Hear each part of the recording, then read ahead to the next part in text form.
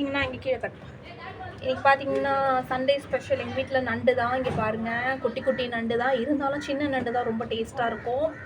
So எப்படி clean பண்ணுறேன்னு பாருங்கள்.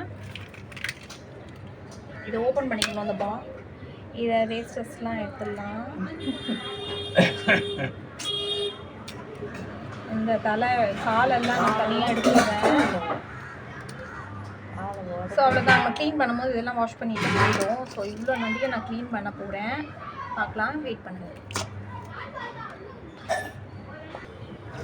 இங்கே பாருங்கள், இப்போ ஃபுல்லாக க்ளீன் பண்ணிட்டேன். இது வாஷ் பண்ணி நான் கிரேவி பண்ணிவிட்டு எப்படின்னு காட்டுறோம் நாங்கள். Bye. Okay bye guys. Return பண்ணு. ஸோ ஹலோ கைஸ், பார்த்தீங்கன்னா நான் வாஷ் பண்ணிட்டு இருக்கேன்.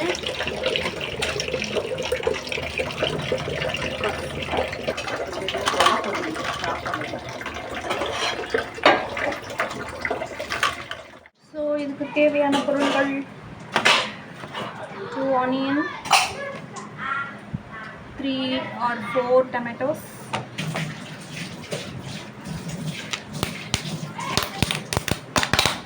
ginger garlic paste, மிளகு சீரகம், மிளகாய்த்தூள், கருவேப்பிலை, கொத்தமல்லி. ஸோ இப்போ நம்ம வெங்காயம் கட் பண்ணிக்கலாம்.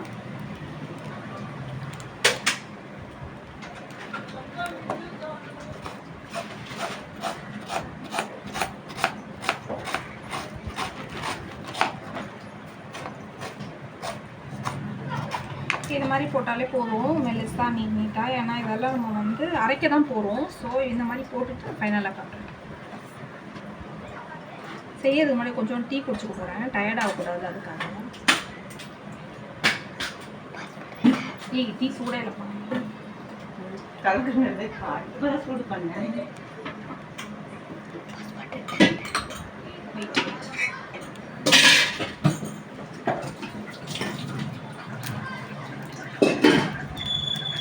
வச்சிருவா பண்ணி தெரியாதுல்ல.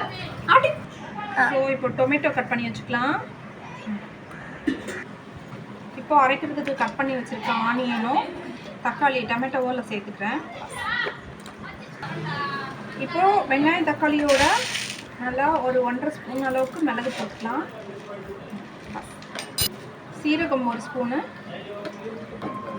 சோம்பு 1 ஸ்பூனு, கொஞ்சம் மஞ்சள் பொடி. இஞ்சி பூண்டு இல்லாதவங்க இதோடய சேர்த்து மிக்ஸ் பண்ணி அரைச்சி வச்சுக்கோங்க. அப்படி இல்லை இஞ்சி பூண்டு இருக்குதுன்னா விட்டுடுங்க, ஸ்கிப் பண்ணிக்கோங்க. இதை நல்லா நம்ம நைஸாக அரைச்சி எடுத்துக்கலாம். இப்போ நான் அரைச்சிக்க போகிறேன்.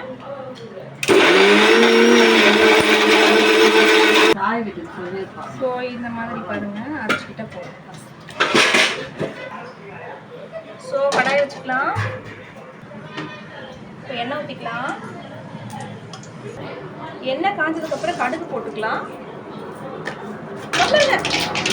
இப்போ வெந்தயம் போடுறேன். அதில் அப்படியே நண்டு சேர்த்துக்கலாம்.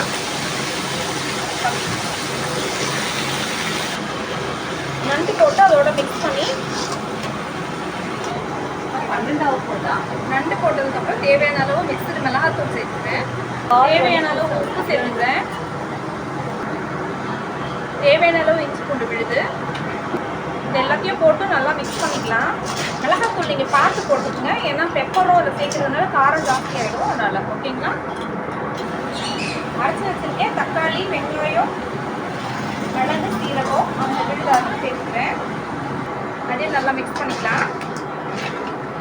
இப்போ எல்லாம் போட்டு வதங்கினதுக்கப்புறம் அதுலேயே நம்ம 1 டம்ளர் அளவுக்கு தண்ணி சேர்த்துக்க போகிறோம். இப்போ தேவையான அளவு தண்ணியெலாம் ஊற்றியாச்சு. உப்பெல்லாம் சரி பார்த்துக்குங்க.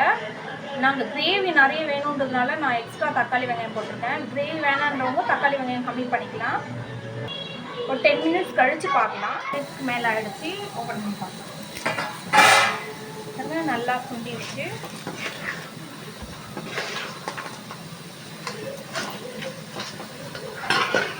இப்போது தேவையான அளவு கருவேப்பிலை, கொத்தமல்லி மேலே போட்டுருங்க.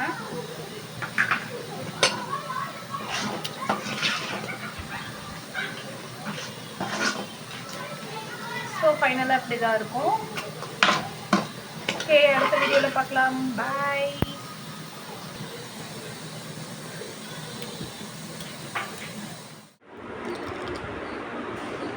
வெரி ஜூஸியாக இருக்கா, செம்மையாக இருக்குது. பாருங்க நண்டு. ஸோ இதே மாதிரி நீங்களும் வீட்டில் ட்ரை பண்ணி பாருங்கள். பிளஸி எப்படி இருக்குது? Bye guys.